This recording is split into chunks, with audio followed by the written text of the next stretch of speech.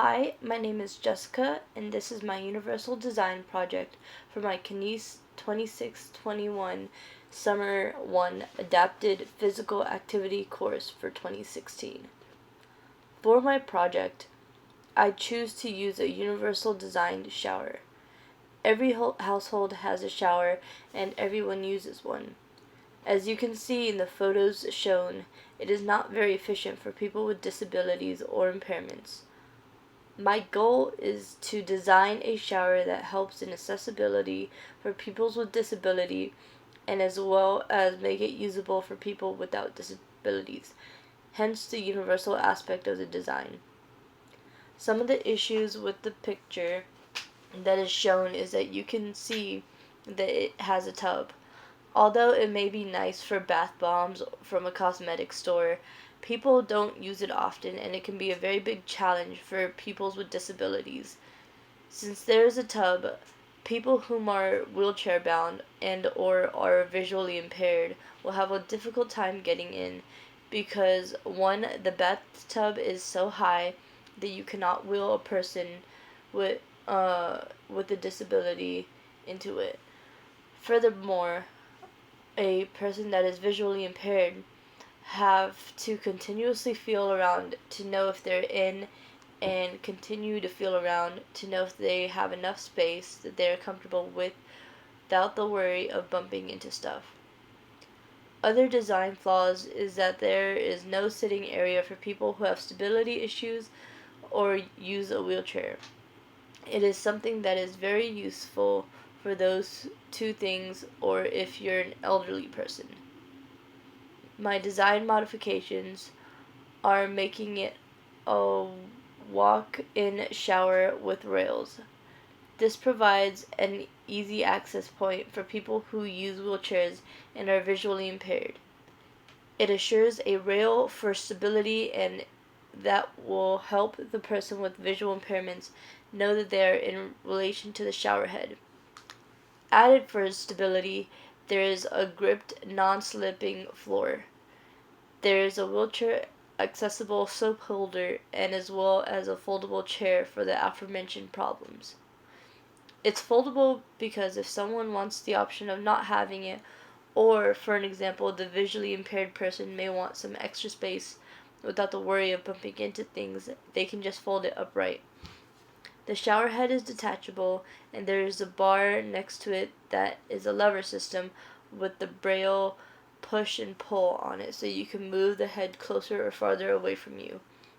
Since it is a detachable shower head, you can also use it as a detachable or however you want to use it.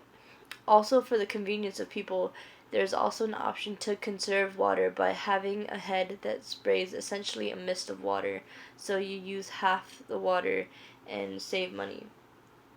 In the yellow portion of the picture, there are braille dots that signify hot and cold.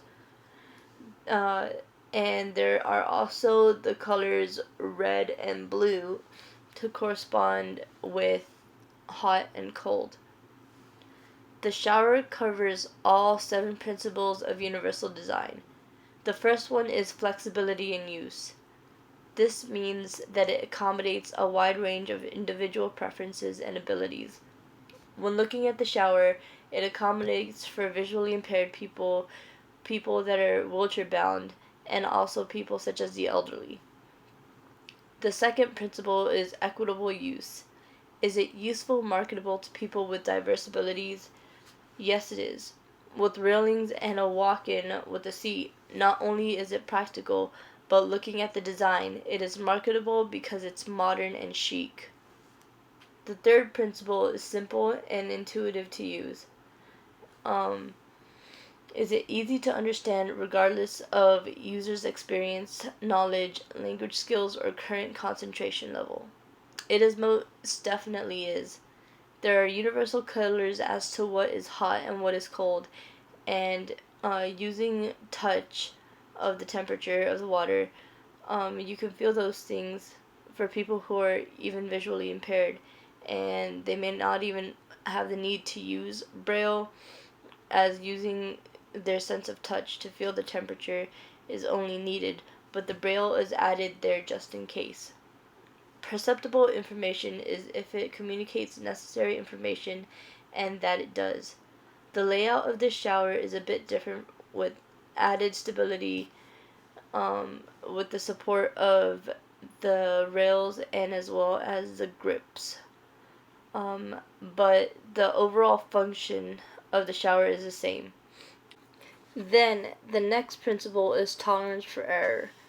Does my universal design minimize hazards and adverse consequences of accidental or unattended actions?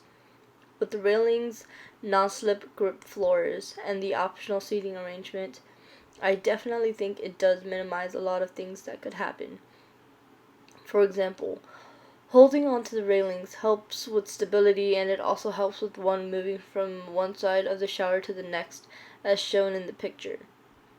There is also the walk-in entrance, as it makes it easier for people in wheelchairs to get into the shower, and considering where the railing is, it gives the option of independence, as they can use it to move around and lessen the fatigue.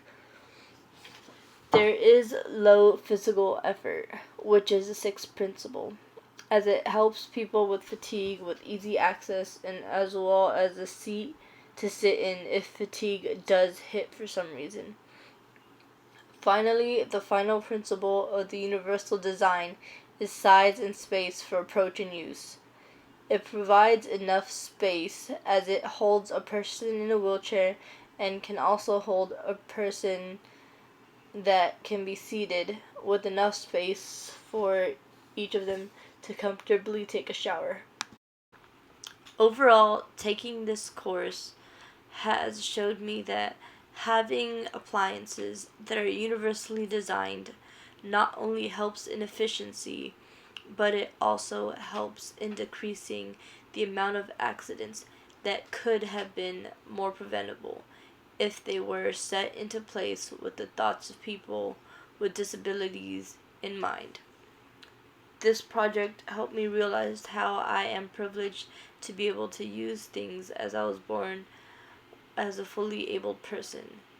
Things that you and I would have thought were just little additives, like having a walk-in entrance or having a railing for stability, means a whole lot to another person, whether it's just to keep them more stable or to prevent them from falling.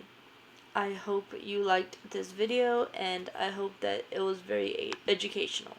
Thank you for watching.